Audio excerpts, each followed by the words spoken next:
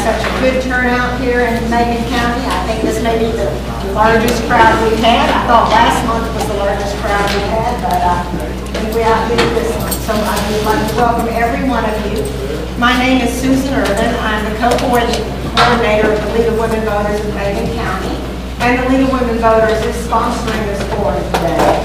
The League is a nonpartisan national organization with state and local chapters. And the League was founded during the women's suffrage movement. We have always had a strong emphasis on voters' rights and voter education. We're a very issue-oriented group, and we have national positions on a wide range of topics, with special emphasis, I would say, on social justice issues, also the role of government, the environment, international relations. If you would like to know more about the League of Women Voters, please go to lwv.org and you can read about our history and our platform. The Macon County League of Women Voters meets the second Thursday of every month here in Turton Hall at noon. We have issues we have programs on issues of local interest from education, law enforcement, social services, nonprofits. If you want to know about what's going on in your community, I would say the League of Women Voters meetings is about the best place that you can find out about it. I would like to invite every one of you to attend those meetings in the future and to join the League. And that invitation to join extends to men as well. We're still called the League of Women Voters because of our history and because of the recognition of that name, but we very much welcome men to participate in our organization. We are especially well known for our election forums, and that's why you all are here today. Last month we hosted NC Senate candidates Jim Davis and John Snow. Next month we'll be hosting County Commission candidates Bobby Cuppers and Paul Higgins. So we hope we will see all of you for that forum. Just one little announcement. I would like to thank the local Republican Party for donating the food and beverages today. We all appreciate it.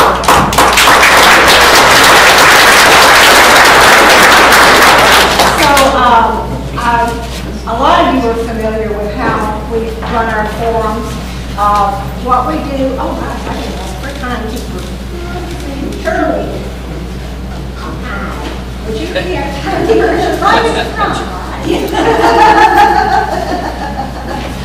Usually I mail somebody ahead of time, and you're just so convenient there. You got it. The two candidates receive the same question, and you will be timed so that you each get the same amount of time to respond. Shirley is our willing timekeeper. When you have 30 seconds left, she will raise your hand, and when you have no time left, she will raise both hands. And if I come up and stand beside you, you know that you're good. I'm going to just quickly preview for you. Oh, and we will alternate. If Mr. Meadows starts first on one question, then Mr. Rogers will start first on the next question, which means you're actually answering two questions in a row, but it's better than having one person always lead and one person always follow. I'm going to review for you what our 5 questions are going to be so that you can put your responses, anticipate where they're going to go.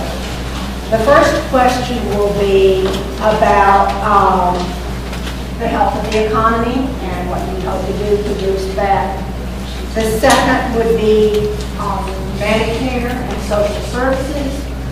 The third will be on women's health and welfare issues. The fourth will be to differentiate yourself from your opponent. And the fifth will be to talk about any additional issues that you would like to cover, including your general philosophy and closing remarks. And so you will have 5 minutes for each of those, and we will kind of adjust it a little for the final question, depending on where we are.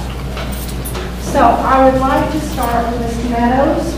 And the first question will be, what actions and approaches do you support for Congress to take to boost the health of the economy?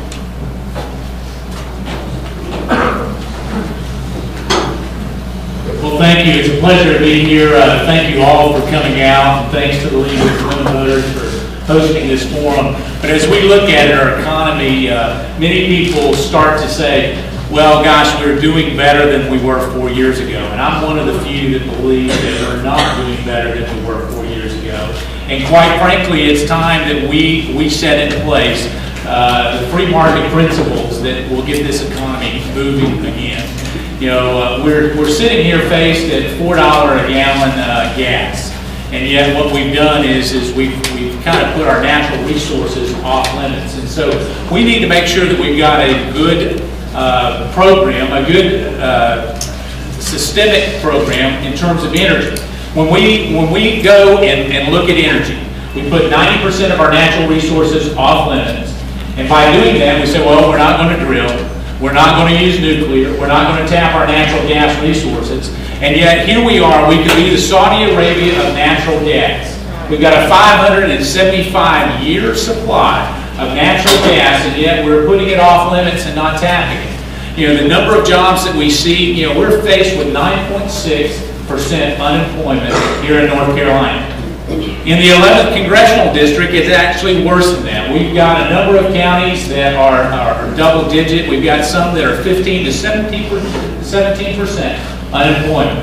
So what do we have to do? We have to make sure that we get government out of the way and we get regulations out of the way. We have a 4-point plan that will truly bring jobs. We call it our 2020 plan. But as we look at it, it has 4 different components. One is to reduce our dependency on foreign oil by 20% by the year 2020. In order to do that, what we've got to do is make sure that we do drill, and that we do that onshore, offshore, that we also allow for nuclear power to once again be able to produce stuff. You know, here's the interesting thing is we have allowed regulations to limit nuclear power for the last 35 years.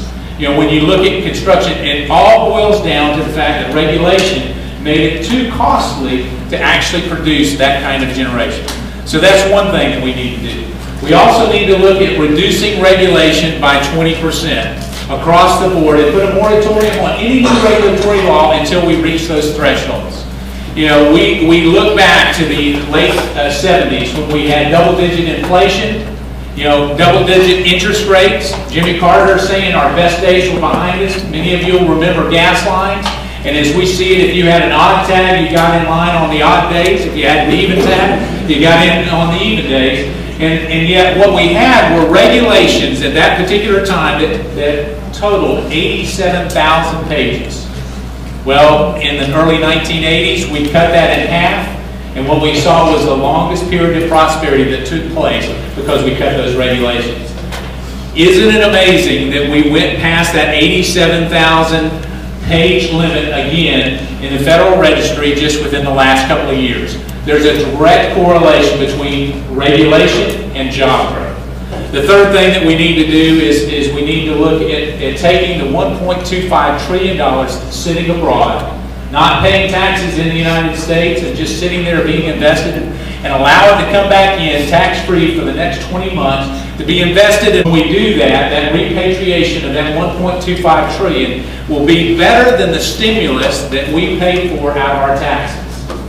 You know, and as we see that, we've got to make sure that what we do is make it an environment here that is friendly to the corporate world. And so in doing that, we need to take our corporate taxes, close loopholes, and reduce our corporate taxes down to 20%. We have the highest corporate tax rate in the world. Isn't it amazing why companies go abroad? Because they get better taxes abroad than they do here. It's cheaper for me to start a business in Ireland than it is here in the United States of America from a tax standpoint. And so what we've got to do is do those four things. If we do those 4 things, and that's a plan that will work, by independent sources, it will create over 10 million jobs. So when we look at those 10 million jobs, that brings us back to full employment. Now, we can look back and say that we're going to do things the way that we've always done them. We can go back and say, well, what we're going to do is try to tax our way into prosperity. Winston Churchill had a great quote. He said, trying to tax your way into prosperity is like standing in a bucket and trying to lift yourself by the handle. It just doesn't work. And so what we have got to do is come up with a plan. We have a plan. We know that it will work because history has shown us time and time again, when you get government out of the way, the free market will rise and men and women will work hard. Thank you.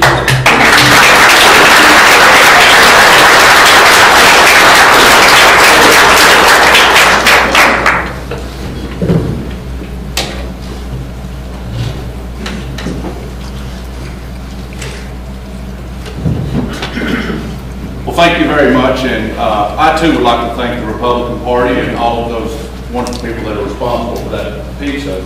I think Mark and I both passed on it before speaking, but once we have no longer have the fear of having it running down our chin or our shirt while we're speaking, we will take you up on that. I'm Hayden Rogers, and I'm one of your two choices to be your next congressman. I grew up in Graham County, and born and raised here, been here my whole life. I'm proud of that. I recognize the challenges we face in Western North Carolina from an economic standpoint, from a job standpoint. So my platform is this. I think the first thing we do, having grown up here and seen all these manufacturing jobs as a kid, so many of my friends and family working in those throughout the district, those are ghosts of a reminder of the time past here. I want to end our bad trade policy with free trade agreements. I want to start helping us have a competitive advantage, not disadvantage, when it comes to trade. I'd like to try to bring some of those jobs back. I would also like to cut our tax rate. I'd like to lower that, eliminate a lot of deductions, both at the corporate level and the individual level. I think a simpler tax code is something that we would all agree we'd like to see. We don't need Statue of Liberty costumes on the side of the street waving at us to tell us to come in and going to help us with our taxes. I believe businesses should make their decisions based off of their needs and their customers and the demand for their product or services, not off the tax code. So those are principles I believe in. I believe we need to invest heavily in our infrastructure as a nation. And that's not just roads and bridges. I think we need to invest in our airports, our ports, rail, smart electrical grid, broadband, all through these mountains. Natural gas pipelines that are capable of carrying commercial quantities of natural gas. These are things we need as a country, and I'm going to tell you why we need them. These investments not only create jobs in America now, they make us competitive in this 21st century global economy. Our competition, the wealthy countries that we compete against for jobs and for companies and for where services are going or coming from, they're doing these things. We have to do that too. This is an investment that pays back long term and one that I think is essential. I think we need to cut regulations as well. We have one of the most complicated regulatory systems in the country or in the world. We have too many regulations. We have too many agencies regulating the same things. I think it's possible to streamline those things. And I think it's possible to do it in a way that still maintains consumer safety. I think it's possible that we can have economic growth and perform and accrue wealth and still have clean air and clean water. These things I believe in. I think we can do that. Now, all of these things I'm telling you about are national. Just like Mark's plan. His plan, the 20-20-20, talks of these things help America in his mind. These things help America in my mind. Now, what I'm going to tell you about is how it's going to help Western North Carolina specifically. Not just South Carolina and all the places around it. Why this is important to us. In rural areas like we live in, when a company is looking for a place to come, there's a basic set of things they look for. Sure, they look at taxes, they look at standard of living, they look at a lot of these other things. But if that basic infrastructure is not there, I'll give you two projects in particular, the I-26 connector and Corridor K.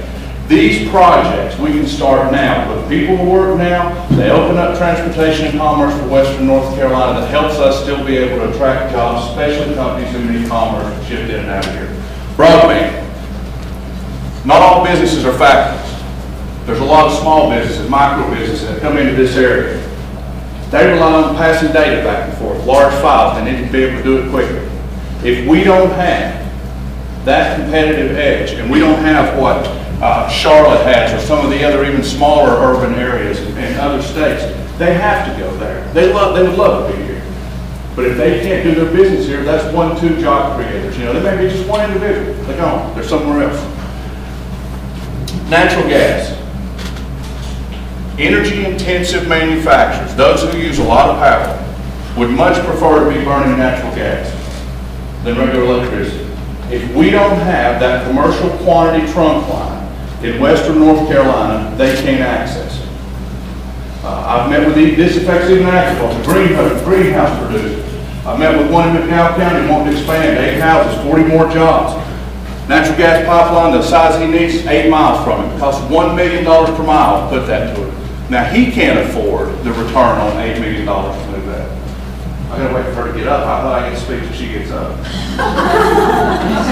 So the differences in our ideas are workforce training and develops the other thing. You need an educated workforce. Those investments right here through our community colleges and other things help us have an attractive workforce. These things help separate Western North Carolina from the rest of America, in addition to helping our country separate itself from its world competitors.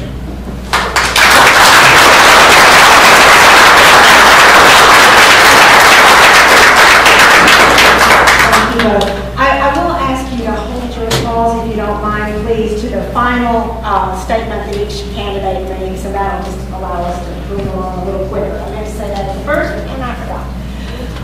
Question number 2. Do you want to enact changes to Social Security and Medicare, and what would they be?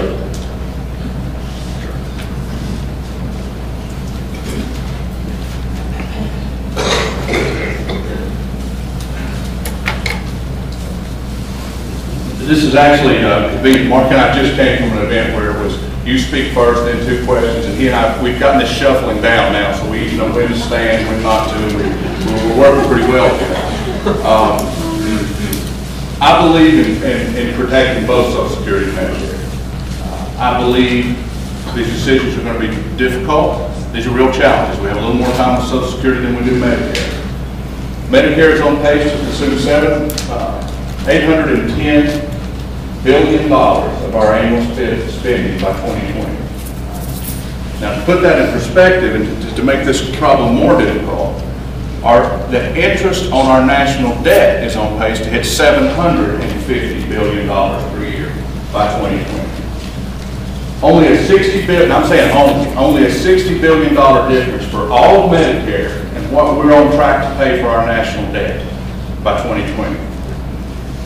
We are at a point, folks, where we have to make some tough decisions. And it's going to take a shared sacrifice. We are going to have to do everything we can to find every efficiency in every program. If programs aren't working, we're going to have to eliminate it. We're going to have to understand the difference between a want and a need. And no one is going to be happy with this. But it's the reality of where we are. We have time. Europe waited too long. They didn't make tough decisions in time. Now, combine that urgency with a commitment, and the commitment to folks who have worked hard, who have paid for programs, who are counting on programs. These are the top decisions that are going to have to be made in Washington. How do you weigh the two? Well, I believe that the best option is that. I believe that there are efficiencies and things with this. We just talked about this earlier. Best practices. Inexpensive sterilization processes in hospitals that eliminated unintended infections that were actually born in the hospital. $10 billion a year right there in healthcare. We spend $150 billion annually dealing with diabetes and obesity-related issues. Preventative care. That's not a sexy thing, but it's an effective thing. It's a hard thing to score, but we all know that healthier people typically require less health care. And if we can catch these things on the front and deal with this, part of that is education. These are billions of dollars we save each year. These are the type of things we have to do. Our problems are large enough that they're going to require folks like Mark and folks like me and folks like you in this room working together. whoever the most far right person in here and whoever the most far left person in here is, we got to get you guys at the table, along with everybody in between. And we have to be able to solve these problems together. The question comes down to, what are your priorities? Now, Mark and I, and most any politician that gets up here, or person seeking public office in any field, will tell you that they support these programs. And we do support it. But what priorities? When you look at the person, what priorities will be reflected in me? What priorities will my opponent reflect? Because the choices are also going to be Bush tax cuts, which over 10 years will add $4 trillion to a $10 trillion debt. $4 trillion. Unpaid for. We have SGR, dealing with reimbursement rates for Medicare. That's a few $100 billion each year. Add all these things together, guys. The decisions aren't easy, but we can work together and we can do it. We can get this thing on the right track and save these things. Just like I believe you can have clean water and clean air and make a good living and get the government off your back, I believe we can get our fiscal house in order and still maintain the promises and priorities of this country.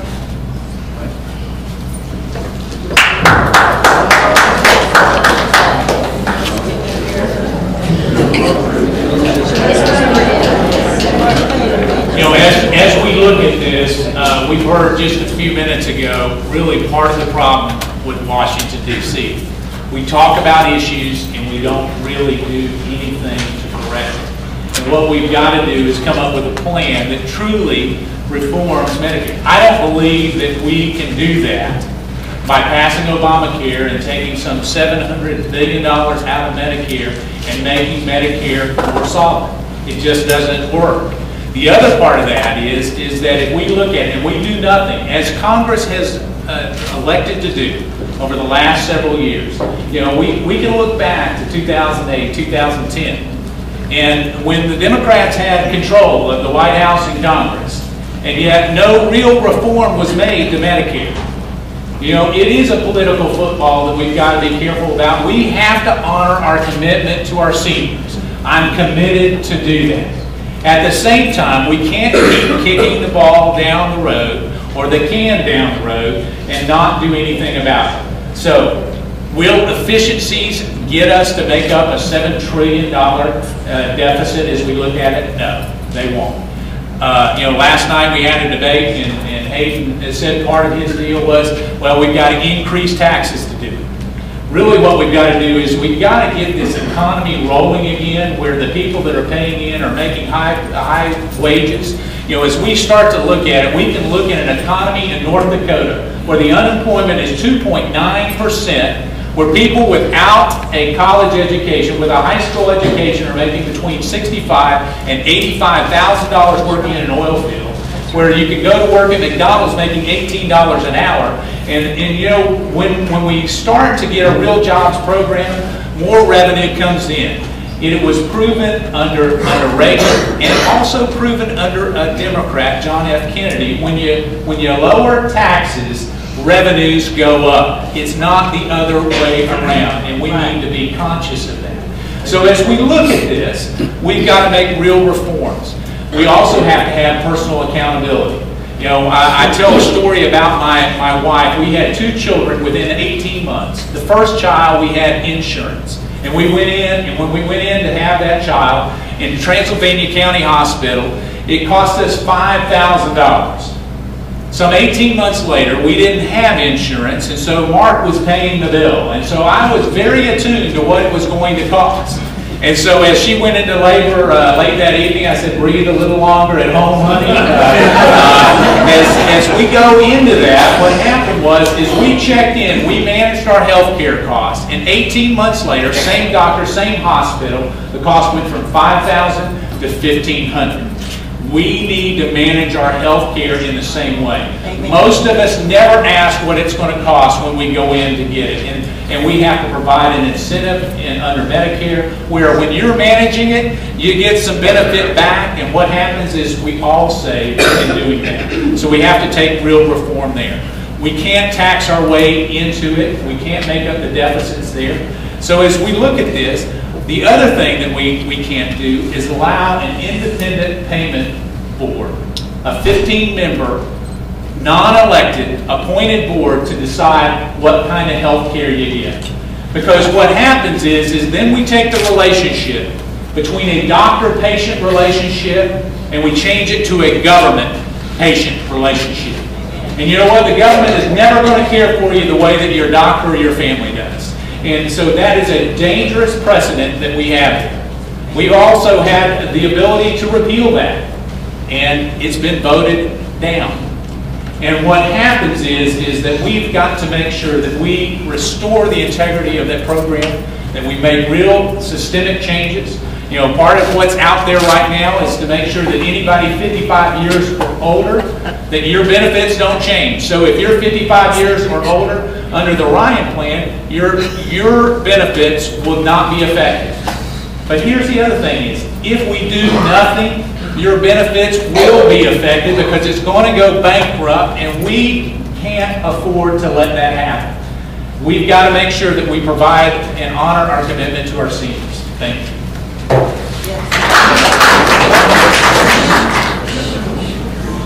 The next question. Voters are concerned about issues and policy changes impacting women's health and welfare. In an effort at shaping social policy, legislators are challenging and implementing barriers to long-standing legal services. Please explain your position on the government's role in reproductive rights and shaping social policy, and please speak specifically on access to contraception.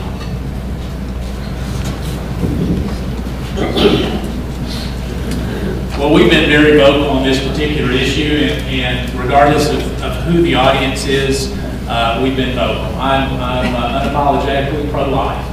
I believe the government's role from a standpoint of truly managing that from a social standpoint is not a role for the government to take. You know, it shouldn't be there. You know, part of what we see with the Affordable Care Act right now is that in spite of the Hyde Amendment, what we have now is we have subverted that. The Hyde Amendment says that no federal funding would go to pay for abortions. Now, what we've done is, under the Affordable Care Act, is we've bypassed that. And what we've done is put money in there. Each one of us having to subsidize as taxpayers and pay for something.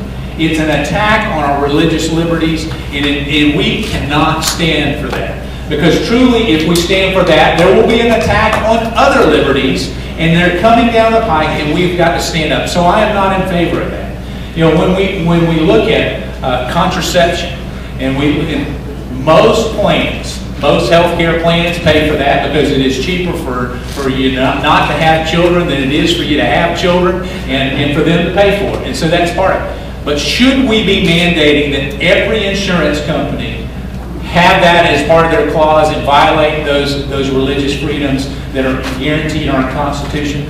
I'm not for that, and I think it's a dangerous road that we're going down when we do that, and we need to stand up and say enough is enough. You know, if the attack was on something else, we would be standing up. If we said, you know, we're going to take away your guns, we would be there at, the courthouse protesting it. But yet what happened is I got a call from a Catholic friend. He says, you know what? They're coming after me now, but they'll be coming after you next. And so what we have to do is stand up for the liberties and the freedoms that are guaranteed in our Constitution. I will not waver on that point and have not wavered on that. Amen.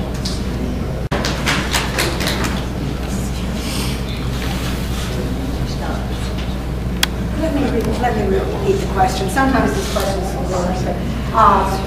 Voters are concerned about issues and policy changes impacting women's health and welfare. In an effort at shaping social policy, legislators are challenging and implementing barriers to long-standing legal services. Please explain your position on the government's role in reproductive rights and shaping social policy, and please speak specifically on access to contraception. Got it. I am pro-life. I have been pro-life. That's my belief. And I also believe, as being pro-life, the best way to eliminate unwanted pregnancies is to help have measures in place that prevent them. I believe in education. I believe in planned family planning. I believe these are things that help us prevent unwanted pregnancies. I think it's unchristian not to help with that. Now, as far as requiring a religious group or any organization that's affiliated with a religious group to require contraception or anything else that is in violation of those beliefs, I don't support that. But the good news is, when that came up with Georgetown University and Family Research Council or one of those groups, when they joined in with an exemption that was typically in place for churches, there was compromise made. And I think it's a good compromise because I think it protected the religious freedoms of those organizations and respected that right. And I think it ensured that women had access to birth control. And that compromise said, you don't have to provide that. But the insurance companies will offer that outside of that religious institutions having to pay for that. I think that works.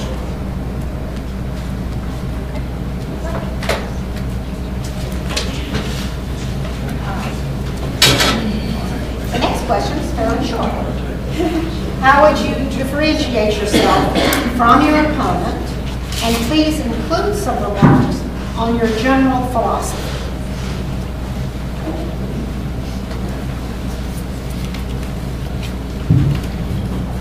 Well, I have a harder time getting under these short tables than he does. It's a big difference between the two of us. It's awful. You know, I think a lot of the things that probably affect how we view things are our background and who we are and where we came from. You know, I grew up in one of the poorest counties in this state, one of the smallest. Proud of it. Some of the best people I've ever met in my life come from Grant County. I'm running because I truly love it. This is my home. I don't care Democrat or Republican.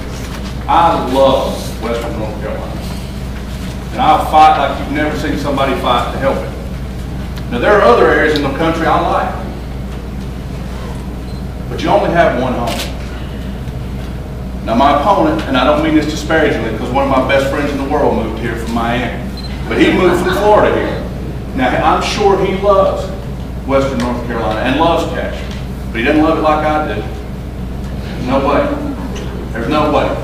I've grown up catching spring lizards, running up creeks. You know, just that community, those memories that you have, that affects you. That affects you. So when I have passion for preserving Social Security, when I believe in Medicare, when I've seen poor people and all the kids we went to school together, most of us were poor. We just didn't know it. Now, I was better than some because my parents were teachers. But I look at some of my neighbors back, when I go back into Robbinsville, we still have a home there. Man, I see people that are hurting. I see people that are hurting. And we're having this debate in Washington, where I work as Congressman Schuler's chief of staff. Now, Mark will blame me for all the problems in Washington because I work there. He calls me a D.C. insider. I'm Western North Carolina insider. And I'll tell you this. When I see how we will find things to fight over, to prevent progress, some rigid ideology that we subscribe to. Guys, sometimes the good of the whole, I'm not even going to advocate all the time, but sometimes the good of the whole trumps what preconceived condition you had in your head before you got there. And that's for both parties. That's far left, that's far right, that's people in the middle. I don't care who you are. When you get elected, govern. Listen to your people, think for yourself, and be willing to work together. Now, Mark said I'm for raising taxes. That's not accurate. What I said was we can't tax our way out, cut our way out, or grow our way out. We will need to combine those three things. Double-digit growth for almost 2 decades. If our economy grows by double digits for 2 decades, we still have a deficit. Do you expect double-digit growth? Can we cut enough regulations and enough taxes to get double-digit growth for 20 years? Now, we also talk about President Reagan. I like President Reagan. I think President Reagan did some good things. Let me tell you some things you might not know that President Reagan did. He increased the debt limit 17 times. Bill Clinton 4. George W. Bush 7. When we also look at things, President Reagan worked with Tip O'Neill for a compromise to preserve Social Security and extend that life. Democrat, Republican, very different tracks on what they believe. They were able to pull it off and get it done. Got us more time. That's what we have to get back to. It doesn't matter who's in charge of Congress, who's in the White House. When this election's over, guys, it's time to get to work. It is. Now, we should all fight for who we believe in, vote for who you believe in, do those things. I know the shit. I'm in an uphill battle. I know that. I mean, I've had a district drawn that anybody that had much sanity wouldn't have even run for. But I care that much about Western North Carolina. I care that much. I'm not going to allow the chance of one of the gentlemen I was running against in the primary. I couldn't sleep at night knowing that that was a chance that that guy could be representing my people and trying to help my district, because I knew he couldn't do it. Now, if you want somebody that's passionate, if you want somebody that'll fight and will not be pushed around down here, up there, or anywhere else, if you want someone that'll look at facts and look at the evidence and make decisions, regardless of what ideology I had before I went there, then I'm going to be a good candidate for you. Now, if you want somebody that's going to be selective and it's only going to tell you the facts or the points in history that line up with how they think the world should be, Mark's going to be a good candidate for you. I mean, it's just that simple. It's just that simple. So the difference in us is when we're at a time when the biggest threat to this country, economically and every other way, slowing this recession down is gridlock in Washington. We can all disagree on what needs to happen. But I think we should all agree that something has to happen. Credit's already been downgraded. S&P said that the reason they downgraded us was it looked like we weren't serious about dealing with the problem. We played chicken too long and they downgraded us. Guys, that's unacceptable. We have Social Security coming back, we all these things. We can work together and solve it. I believe I'm a better option for that. I believe I'm better suited for that. I work for one of the most independent members of Congress, continually, to his own demise. I've been hit over the head by more hammers with Democrats mad at us than some of these in this room have hit me. And then I'd pick up the phone and I'd have a Republican hit me on the head the other way. Like, I know what I'm talking about. If you want a good congressman, you're going to have one willing to make these decisions and willing to lose his job. Now, I already stepped down from one job, unemployed. My wife, thank goodness, has a job supporting us while I'm doing this. I'm serious about it. I will work for you. And I think you'll be proud of me if I have a chance to do this. Thank you.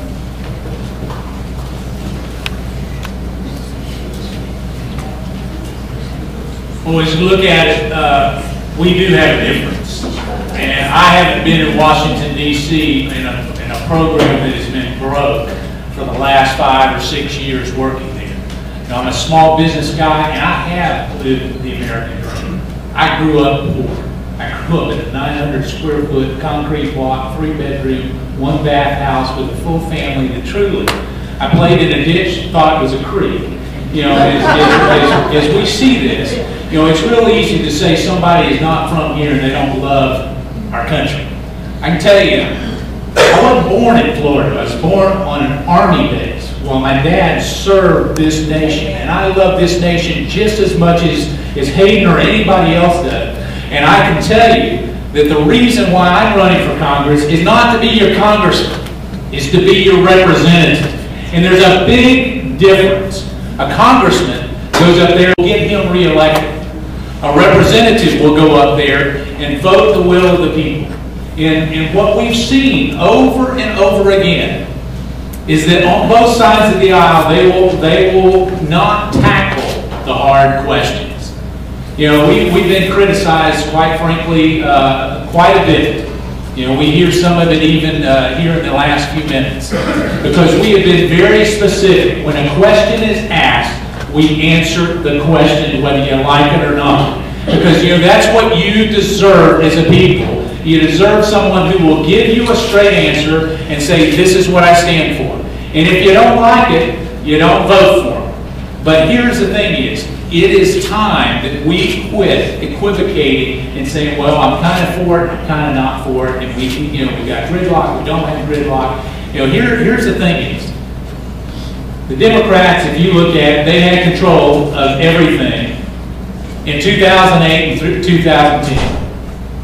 And they passed two things, Obamacare and a stimulus plan, both of which are a burden on the economy and both of which will not move things further along. And so when you really look at it, it is time that we stop doing business the way that we've always done business. You know, for me, I cannot imagine that we don't have a budget. We've gone over 1,200 days without a budget, and yet we start to think, well, we can make rational decisions. So I think that if we don't pass a budget, Congress shouldn't get paid. They have a constitutional responsibility to pass a budget, and they do that.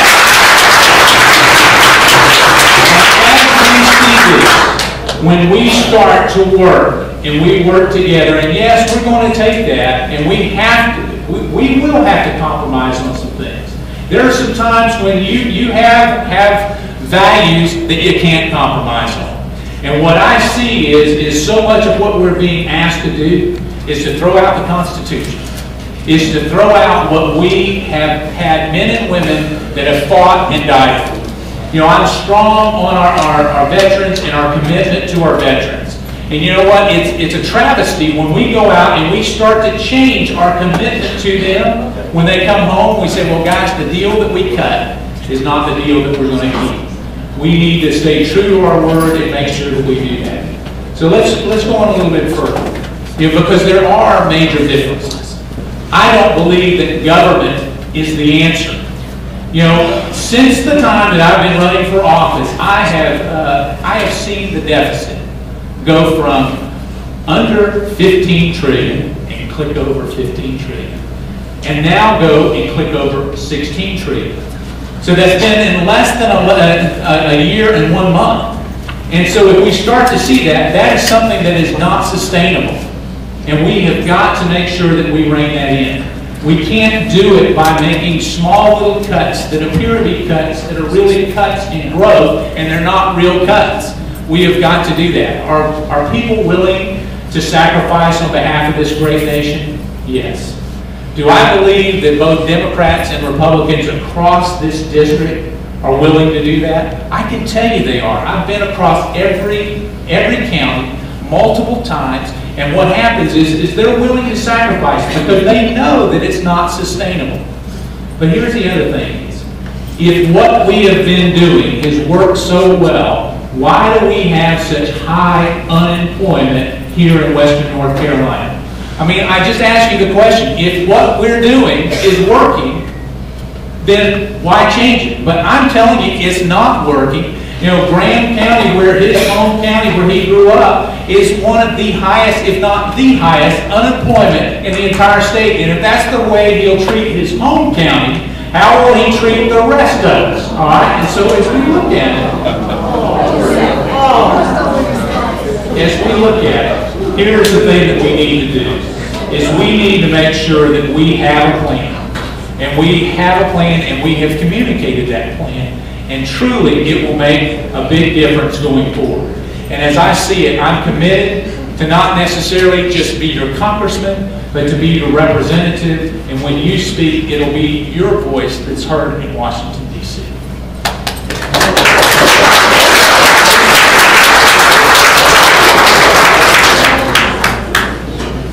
The final question. What are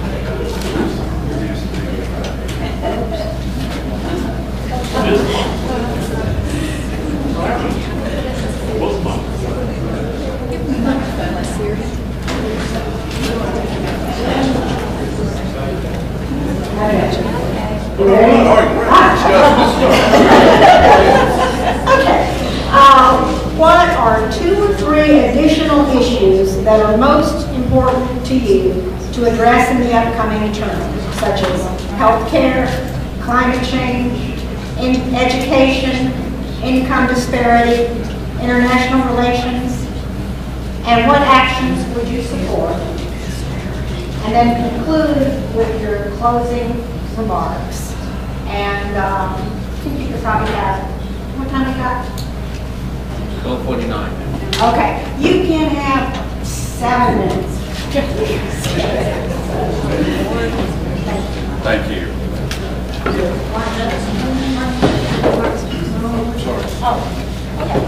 I'm sorry.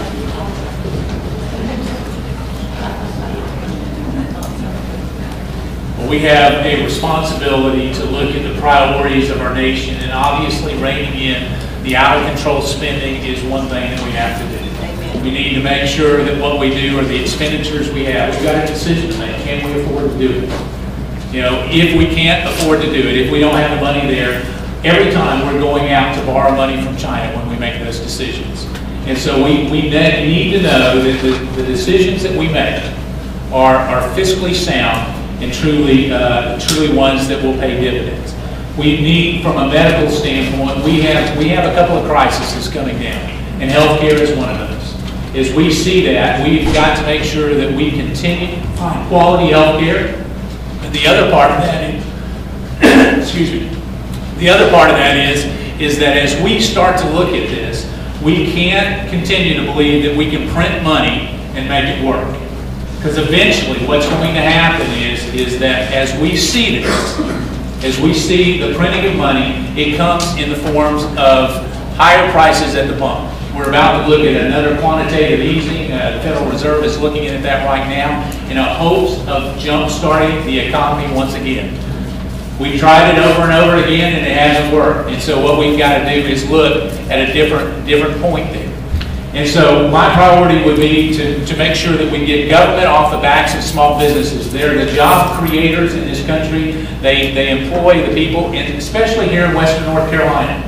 You know, you get hammers back in the hands of construction guys, paintbrushes back in the hands of painters, and really allow this economy to go again.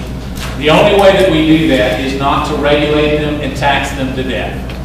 We have seen that it's worked before, and it has worked in the 20s. It's worked, it worked in the 80s. It worked actually in the 50s. And when you see that, what happens is we see economic prosperity happen.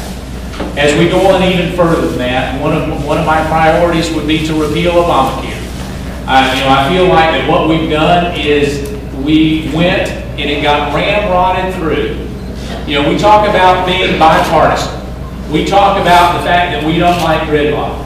But the truth of the matter is when that got pushed through, there wasn't anybody on the Republican side of it that actually got to even be included in it.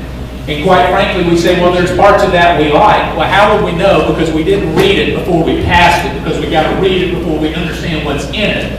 And here's what we've got to do, is repeal that and make sure that we put the money back into Medicare to make sure that it's preserved.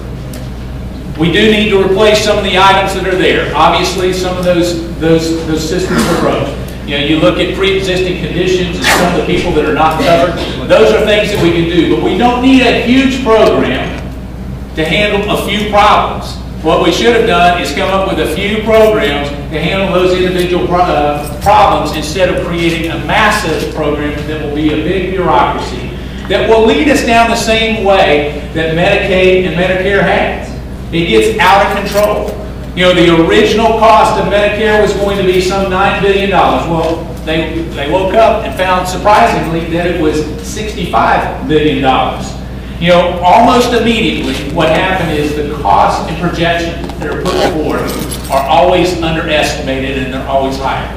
We see the same with Obamacare. The original estimate was less than $1 trillion. Now we're looking at $1.7 to $1.8 trillion in the cost of it. And so what we the other side of that is that we, as a nation, need to understand that where we are is partly our own fault. Because what we continue to do is elect officials who don't represent the will of the people.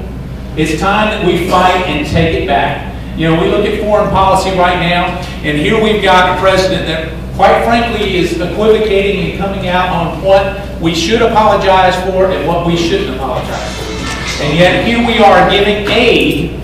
We're about to forgive $1 billion in debt to Egypt, all right? And they attacked our embassy, you know, just a couple of days ago.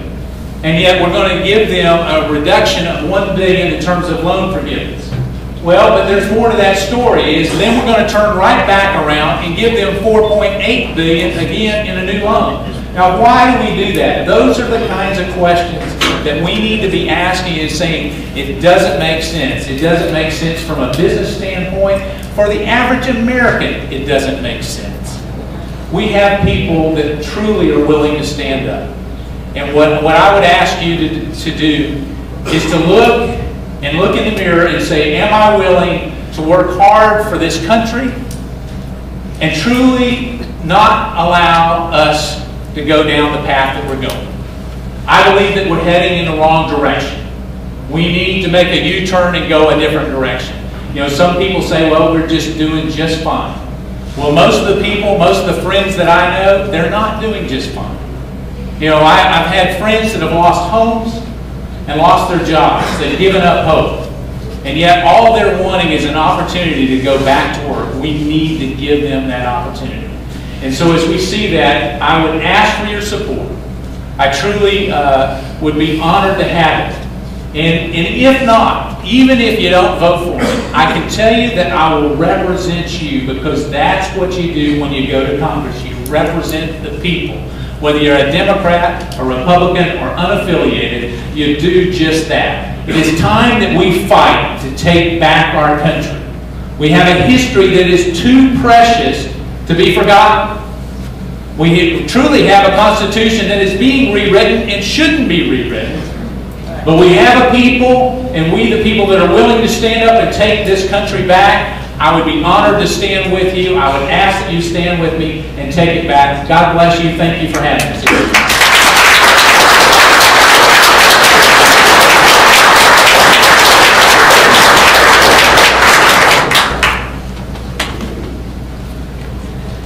A little more entertaining than I thought it was going to be, isn't it?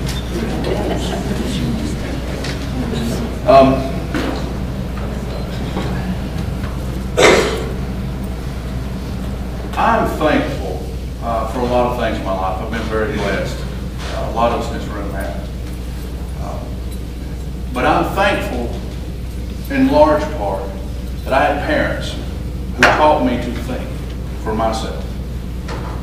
I'm thankful that God made us as creatures with an independent will to think.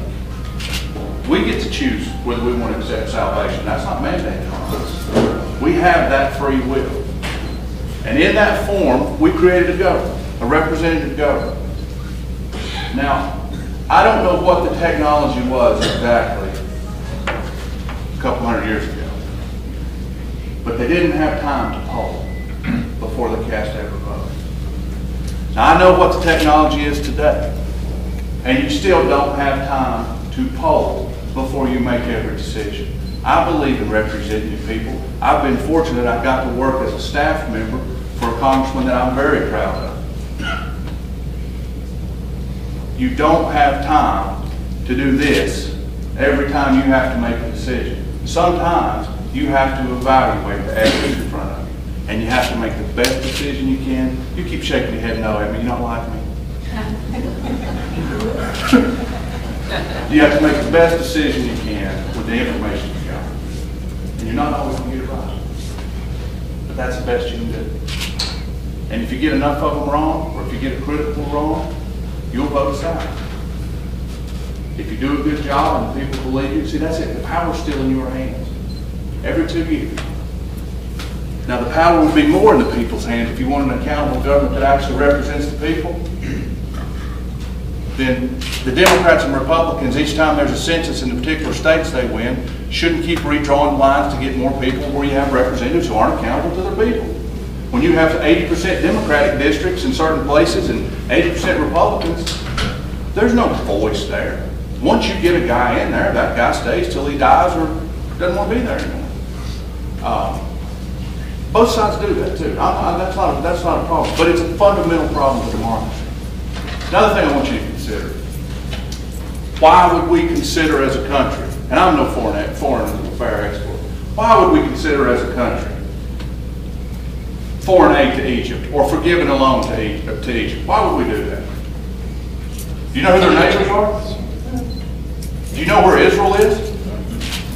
Do Do you think, in light of the government change there, that there could be any potential interest in the American interest or the interest of Israel for us to have a good relationship and do something to add stability to one of Israel's neighbors? Do you think there's any chance that that could have played into that, or could be playing in that conversation? Now, Mark supports Israel. I know that. I'm not saying he doesn't. But this is when you get black and white on things. When you start thinking, no foreign aid, no new this, no that, cut this. You have to look at the big picture. Things that aren't always that easy. I'm pro-life, right? What happens when there's a foreign affairs bill that's something critical for Israel and has some funding in there that could be construed to go towards some sort of preventative or some sort of contraceptive or even potentially some sort of abortion? Here are two things that I feel passionate about. I am forced as a representative, as a congressman, to make a decision because I may not have the ability to do it either or. No, but I'm just saying, these are the type of examples that these are real life things. This is what happens. Now, when those things happen and a representative chooses one way or the other, whether they were led by their heart, whether they were led by their thought or their constituents, those who disagree will pick the portion of that and attack them for being weak on it. They do. You've seen it. We've all done it. We've all picked and choose. We'll pick and choose things that are convenient for the argument. It's human nature. We do. Now, some of you shake your head no, and maybe Mark said no. We do. We do. So in order for us to move forward, we've all got to give. We've all got to work on this together. We're not all going to be right. We're not all going to get what we want. But in the sake of our country, these things have to happen. Mark is right about out of control spending. He's right about both parties bragging on some nominal cuts that really aren't getting us there. But it's going to take a combination of these things. It's going to take little pieces of pie, and it's going to take big pieces of pie. We're going to have to look at both sides of our ledger. We're going to have to look at how we grow, how we maintain that growth and encourage growth so that we can take a bigger piece of the world pie when it comes to the economy. How we sell more goods. How we compete with China, India, Mexico, any of these countries. How do we do that? You can't stick your head in the sand. You can't just cut everything. You can't shoot taxes through the roof. You have to pull together and look at this stuff, guys. It's not a game. Sometimes it gets competitive in politics, and you want to make it a game. We'll wear blue shirts. Y'all got a lot of red shirts, and they actually look nice. I like them, actually. But that's the fun part of politics. But this is serious stuff. It's serious stuff. And I think we know that. But we lose sight of that sometimes. And the one thing, I'm sure Mark has seen this too. You'll have people that will come up to you and be so mean and hateful and angry at you because you're just on the other party. You're trying to seek public office for your nation, but offer yourself forward, and someone will be, just venomous towards you because you're a Democrat or you're a Republican. I know they do this to him. They do it to me. I'm assuming. I'm just saying no. Yeah. You and I both make assumptions. We might not all have. But it's not like that, guys. We just have a different opinion. Maybe different backgrounds or some different values. That's all. It doesn't make either of us evil. It doesn't make us anti-American. And once we can get past that, and might be able to grab Nancy Pelosi and Eric Cantor, and I don't know, have a cage match or throw them in or whatever you got to do, but these are the type of things that doesn't make them bad people. Now, I happen to be on the moderate part of the scale. I'm kind of the right side of the Democratic Party. We laugh about this. Mark's right side of the Republican Party, so we still have a little distance between us, but it's okay. It's just all right. It's just how we believe and how we think about things differently. Now, I too need your vote. I need your help. I hope you will consider voting for me. I hope you will try to learn more about me. I hope you've learned something here today. You won't get a harder worker. You won't get someone who's willing to do these things and talk and have these conversations. And I very, very much doubt you'll get anybody as animated or passionate about this thing. At a minimum, I will offer you some entertainment. So thank you. I need your support. I appreciate your time coming. I do appreciate the opportunity to be here.